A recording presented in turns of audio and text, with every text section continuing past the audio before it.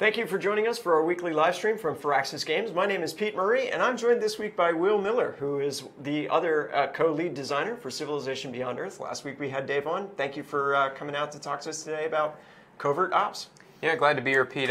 We've done a lot of these so far, and this is the first one I've been able to do, and I'm happy to be here. Well, I'm really excited for you to come out and talk about this system. This is a neat system. This is diplomacy by other means, which is kind of exciting. It's there are quite a few changes for Covert Ops from Civilization 5. So you want to just talk a little bit about kind of what your thinking was, what you wanted it to be, and Sure.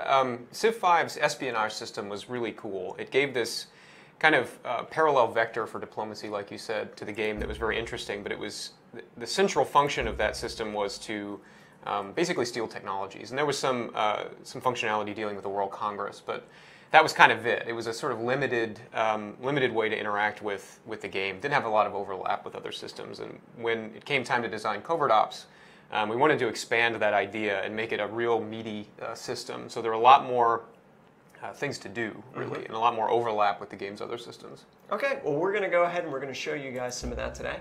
So for today's demo, we are going to be playing as the American Reclamation Corporation because their bonus is that their covert ops are 25% more effective, generate 25% more intrigue than everybody else's, which means as you engage in them, they sort of ramp up everything that much faster.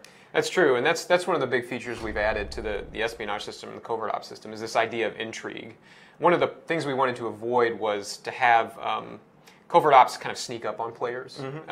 You don't want to get your city flipped because, or a dirty bomb detonated in your city or something like that because you didn't pay attention or worse, right? Right. So the intrigue is the intrigue level for a city is kind of like the little stars you get in GTA when you misbehave, when you do bad right? things, yeah. So you get as more covert operations are done in a city, you accumulate these intrigue levels, and the intrigue levels gate the individual operation. So you can't do the highest level operation until there's been a lot of other covert ops activity going on in that city. Okay. Well, we're actually going to show you guys some of that today because we have some different escalating levels of covert ops going on. But let's go ahead and we're going to jump into our game first. So playing as ARC, we've just completed the agency in our capital city of Central here. So I'm going to go ahead and actually go into the city itself and show you that this is something that you need to build inside of the city, that it is it's a national wonder, essentially. That's right. You need to build the spy agency. It's not the only way to get spies, and there are certain ways you can complete quests or virtues to get spies before you have a spy agency, but the spy agency gives you 3, and that's a pretty good start. And let's just see where that's located on the tech web here, because it's worth figuring out. It's actually in this first tier of technologies. It's actually here under computing, so if you want to get to it, you can actually get to it pretty early on in the game. I mean, you just need to finish engineering or ecology and move on from there. That's right. There's some other cool things on this as well.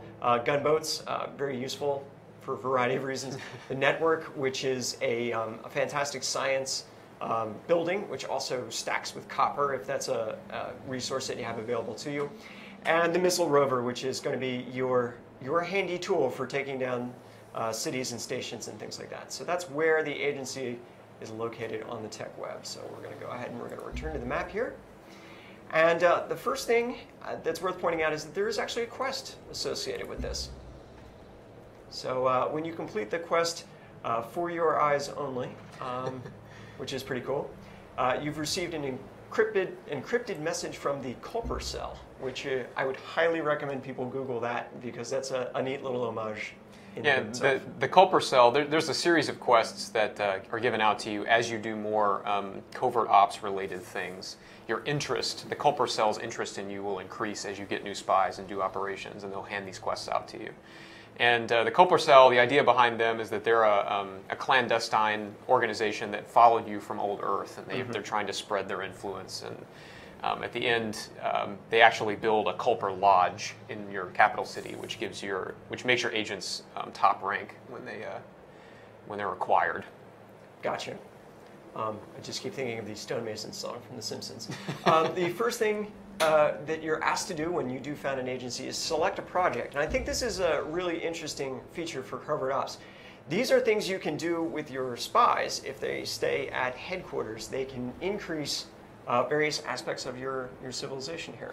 That's right. So like a lot of the other systems in Beyond Earth, the Covert Ops system is kind of opt-in. You don't have to emphasize it. It can be extremely beneficial if you do, but if you don't really care about spying, or if you're very late game and you're going for a domination victory, say, and there aren't that many cities left for you to put agents in, the National Security Project is a way to make the agents that you've acquired useful. So you can do all kinds of things.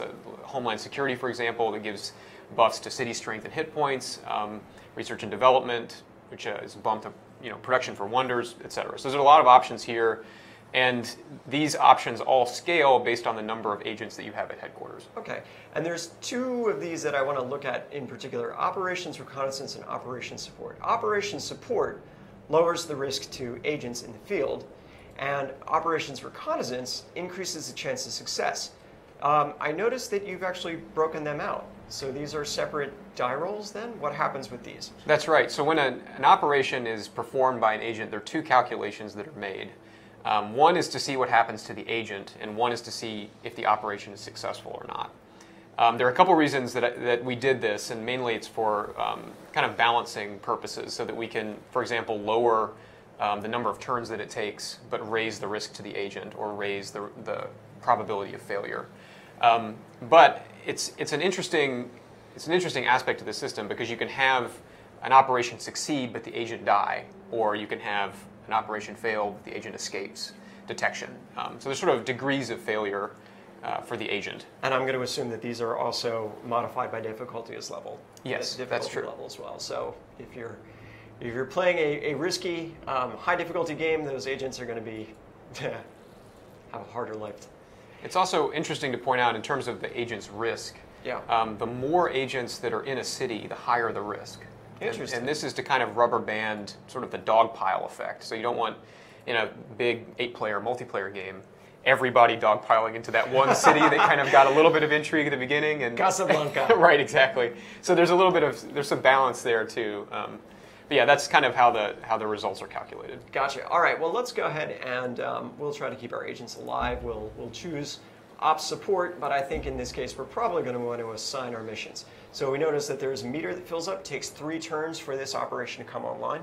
Yeah. So the National Security Project, you can switch it at any time. Okay. You always have to have one active, but you can switch which one that is at any time. And we didn't want you to be able to switch them at will to kind of micromanage or game the system. So there's a little bit of time built in to switch the project. Okay.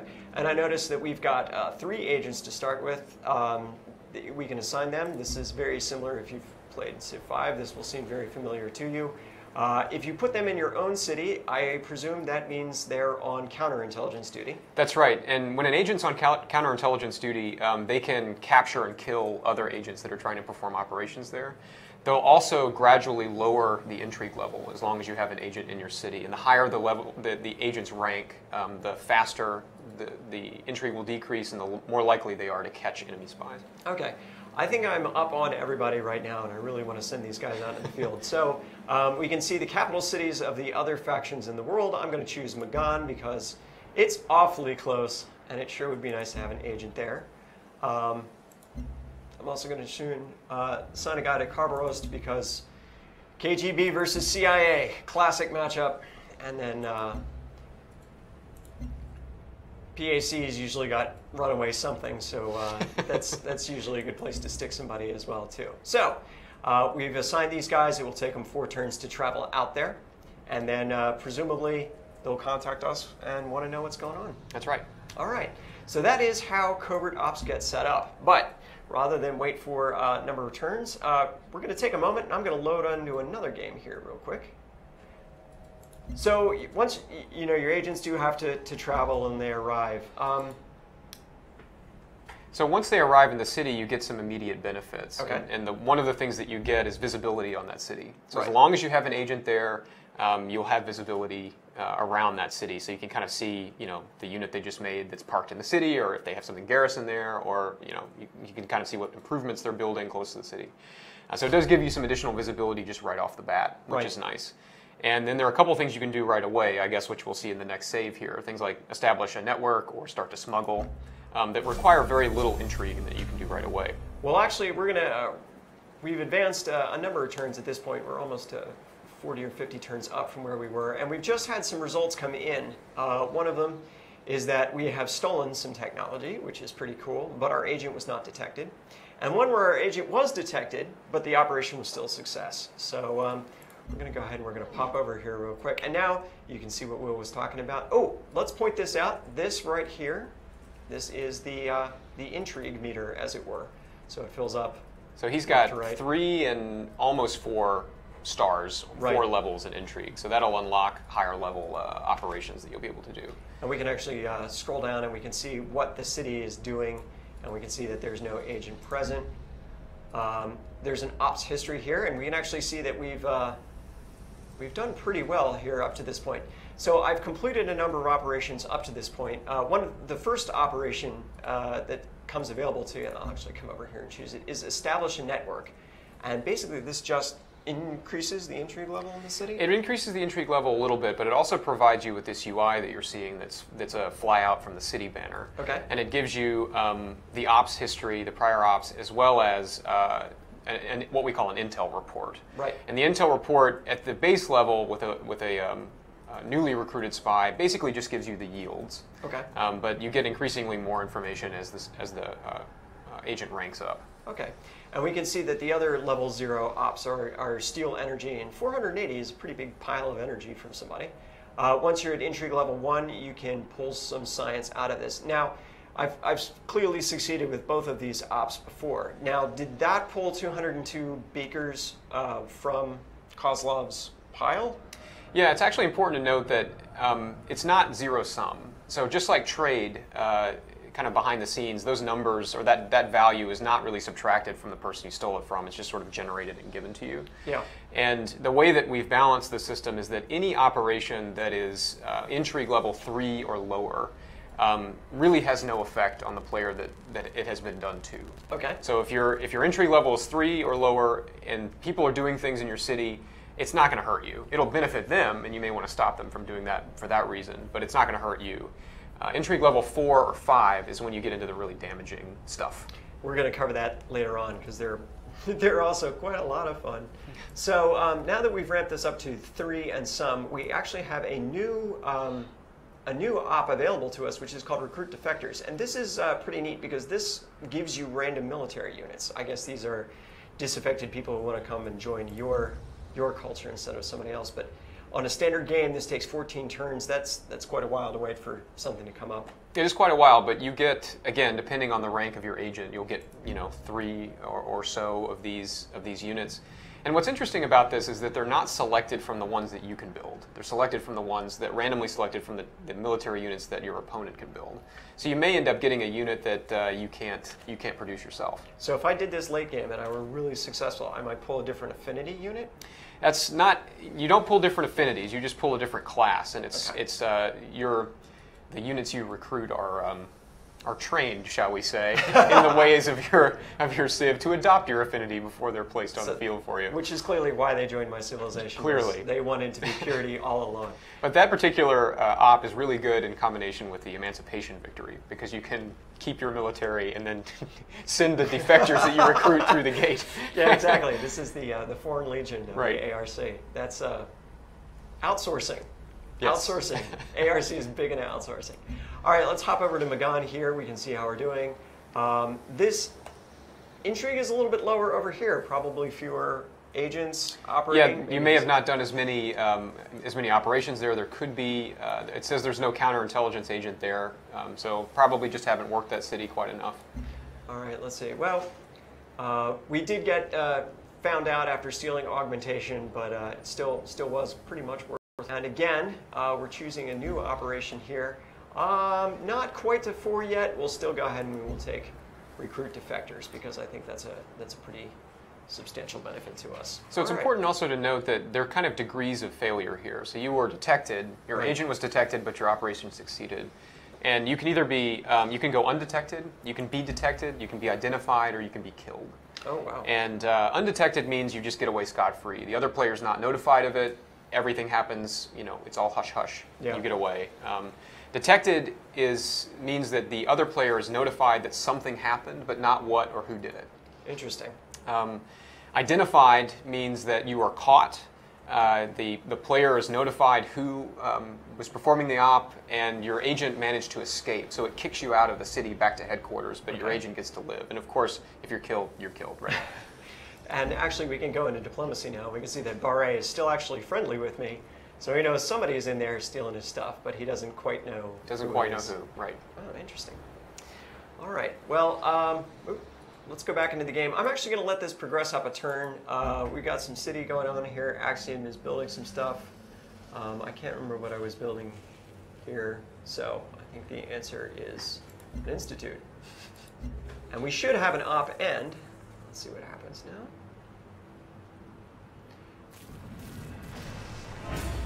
And Siege Worms just ate my worker.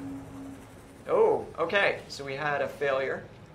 So our agent failed to steal any science from Tiangong, but wasn't detected. So he gets to stay there. Okay. So there's no negative impact there. He doesn't have to leave the city. And Dao Ming was informed that there was something that happened, but not who did it. Okay.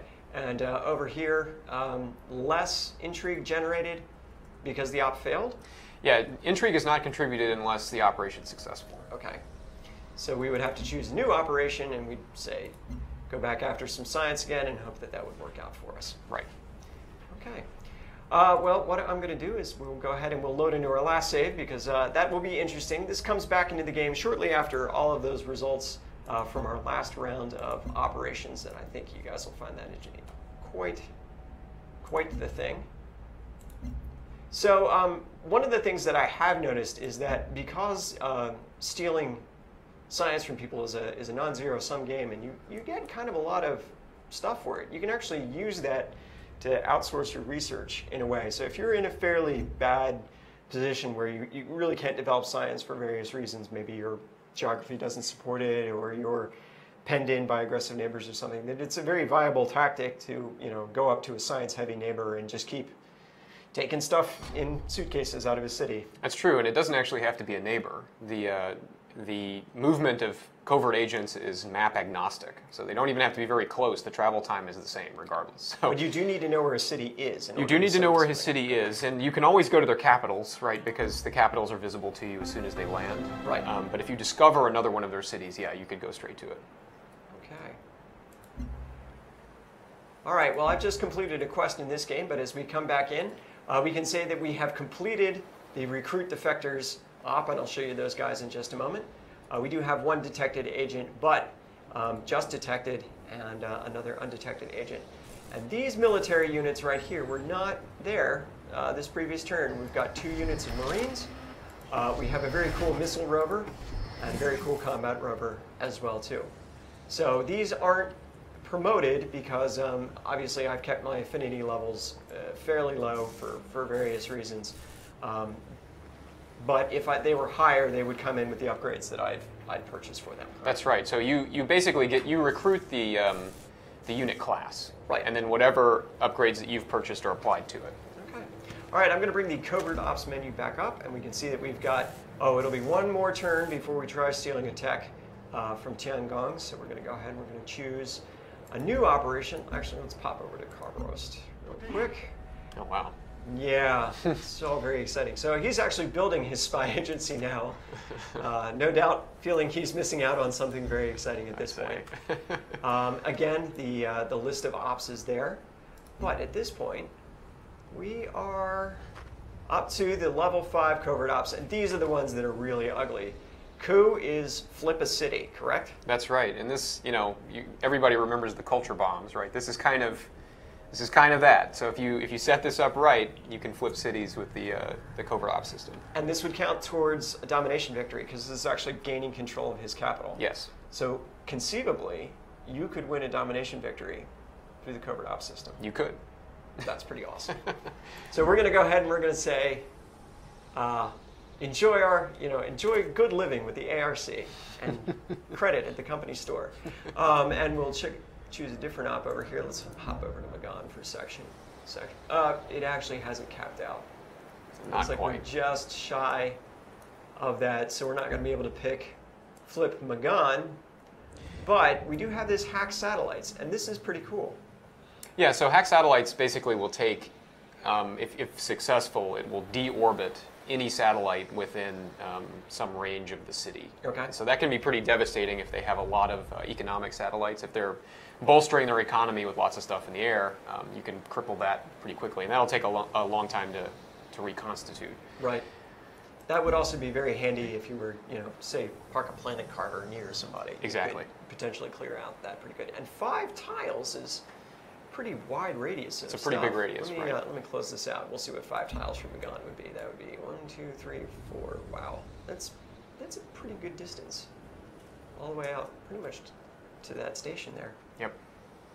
All right, and one thing I did want to point out is that we've actually got so many units that we're over by 1, so we're actually suffering a production penalty by having to maintain so many units. But and actually, one of the things that you have to watch out for, this sort of reminded me of that, is that if you have too much unhealth, it'll start to affect your effectiveness at covert operations, or actually not your effectiveness, but others affect against you. So unhealthy civs accumulate intrigue faster. Interesting. Yeah. Interesting. So all you need to do is wait until somebody parks a bunch of manufactories, and then right. then they'll be good to go. All right. So over here, we've got some different things going on. I'm actually getting ready to expand. We'll just get this guy in order. We'll just have some units go off. I did want to show you what would happen when all of these fire off at the end of next turn. We'll just fortify up because don't actually have anywhere to send these guys right yet.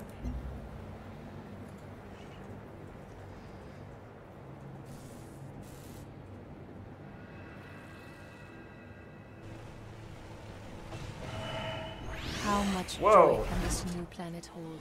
And When pop all up I an can Affinity think of level is all of a sudden. everything I've left behind. And this is really interesting, and I'll talk about this in a second. Every day I think of Earth, because a word or phrase evokes a lesson I learned long ago, and gets me what I need. Yes, homesteading this world is hard, but all the people pitch in, and somehow the work gets done. All right, so we popped up 3 affinity levels in purity because, and I think this is really interesting, because we stole the tech of surrogacy. And surrogacy is a purity aligned leaf tech. And because it's fairly advanced, it's actually worth a fair amount of XP in the purity line. So I can pop out to the tech web for a moment. And surrogacy is all the way out here. And now I could actually build the Aegis if I, Right. yeah. So that's pretty cool for stealing a tech, but it is interesting that it changed kind of my affinity flavor. I mean, I was 1 harmony before, and now I'm 3 purity, 1 harmony. So I could potentially get pushed in an interesting direction as a result of the choices I make. But now I do have upgrades available to me because of this affinity level raise. I'm going to take, I like this, attack with fortified units. And then the gunner, he has a choice between, what is it, defend against ranged and passive heal. And we'll take defend against ranged because that's really useful, especially when you're up against a big frontline formation. All right, so we've got some unit upgrades that we got just for free, just because. Right. Yeah, every once in a while you can pop one of those techs. If your research shape in the tech tree is kind of asymmetrical, right? If it's not round, there's a chance that you could get that tech that's on your farthest reach. Yeah. And pop that thing from a covert op, and this will happen. You get a big bump in affinity. That's still pretty cool, and that's kind of a neat thing to have happen. So we've talked a lot about how you raise the intrigue level in your cities, but I think it's probably worth looking at some of the options that you have to kind of defend yourself against it, because we're playing as the ARC, and obviously we are very good at spying, and we're very good at raising the intrigue level. But what can you do to protect yourself against somebody who's trying to take all of your cool toys? Yeah, I mean, you have to be able to defend against this stuff, and this is one of the places where a lot of the other systems in the game overlap in interesting ways. One of my favorite ways to do this is with the holomatrix satellite. If you park a holomatrix satellite above your city, it kicks all the agents out and clamps the intrigue back down to 0. Is that the holomatrix or the all-seer? I'm sorry, that's the all-seer. The Okay, holomatrix gives you 50% less intrigue in cities for ops. That's right. So there are 2 ways you can, with satellites, there are 2 ways you can kind of manipulate the situation. But the all-seer, that idea of just like, we're kicking everybody out, we're going to start over, you know. Mm-hmm. But, you know, you couldn't do that if you had some other domestic satellite over your city. So playing defensively and bolstering your domestic production with satellites above your cities is a tricky game sometimes. But what's interesting is because of the real estate that a satellite takes up, you can't. It's very hard to do both. To say park a science satellite over a science city and park an all-seer over top of it and kick everybody out. So you really are making a conscious choice at that point to say, yeah, I want to defend this city, or yeah, I really want to just go whole hog on science, and I'll try to figure out another way to defend it. Yeah, exactly, because they can't overlap. Right. There's also the human hive, which is a wonder you can build. And yes. The whole idea behind that is that, you know, it's groupthink, collective thought, and that reduces the intrigue in your capital by 4, or in the city.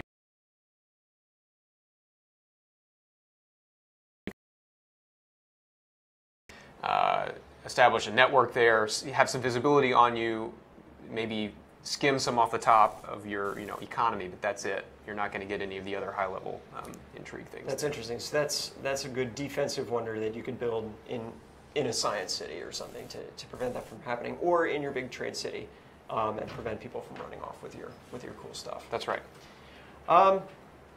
It's a very neat system. The escalating intrigue provides kind of a big beat, and moving your agents around. I usually do keep. This is a lot more aggressive on the Covert Ops than I usually play. I usually do keep a guy back at the Capitol in order to keep an eye on things. But the idea of being able to win the game entirely through Covert Ops is an interesting idea. It's a lot of fun. It's pretty cool, but you have to be careful too. I mean, one of these things can fail and have pretty dramatic diplomatic consequences for you. People get pretty mad if you spy against them. Yeah, but assassinating somebody's spy is pretty good. One thing I didn't see with this, but there are actually ops that you can pull that will recruit additional spies for you. Covert ops that you can pull. Op, yeah. There's a virtue that can do it. There's there's a building that can do it. There's no operation that will get you more agents. Yeah. Okay. And quests can get. Oh, it for quests you, will right. do it for you. That's right. Yeah. If the Covert cell will give you. Maybe that's what it was. Actually, yeah. I think what you're thinking about is there are a couple quests in the game that have special operations that only activate when the quest is active. It'll turn them on. So one of those is, I think, one of those is extract operatives or something. Extract like that. operative and deliver dossier. I think. Yes. Deliver dossier ups your reputation with the Covert cell, and then extract agent is where they ask you to get somebody out, and that's when you get the agent. That's right. Yeah. Yeah. All right. So 3 spies for just building the agency, other ones available through tax, buildings, virtues, quests. So you can have up to, what, 6 or 7? I think the upper bound is actually higher than that. I don't know the exact number.